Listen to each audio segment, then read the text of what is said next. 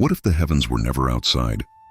When the Torah says that the Creator spoke from the heavens, it does not point to a voice coming from a physical place, but to a state of consciousness we have forgotten how to inhabit.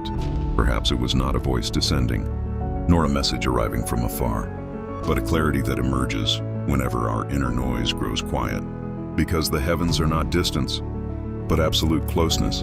In Hebrew, heavens, shamayim, can be read as sham.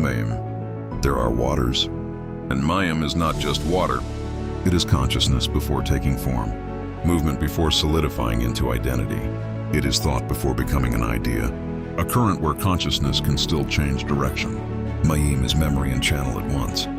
There, information is not thought, it is received. That is why shamayim is not above, but the space where the source and the vessel still recognize one another.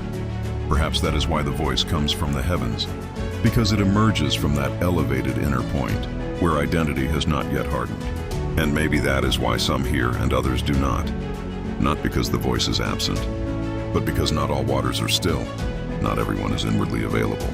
Listening is not a physical act, but one of alignment.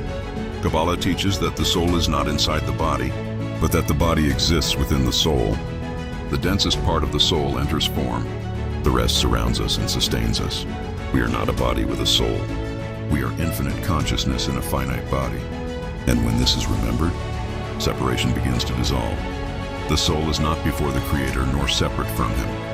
It exists within Elohim. Elohim is the living field where all possibilities coexist. Information, potential, form before form. The mind is not born in the brain. The brain does not think, it receives. It is a biological antenna that translates resonances of the field. We were never outside of Him. And here the heart reveals its role, not as emotion, but as bridge. It generates a field that precedes thought. When heart and mind enter coherence, the signal clears, the resonance stabilizes, and the field responds. Not because it obeys, but because it recognizes. That is why listening is alignment. Then shamayim ceases to be a distant heaven and becomes the space where we never stopped being. We do not rise up to it. We dwell there.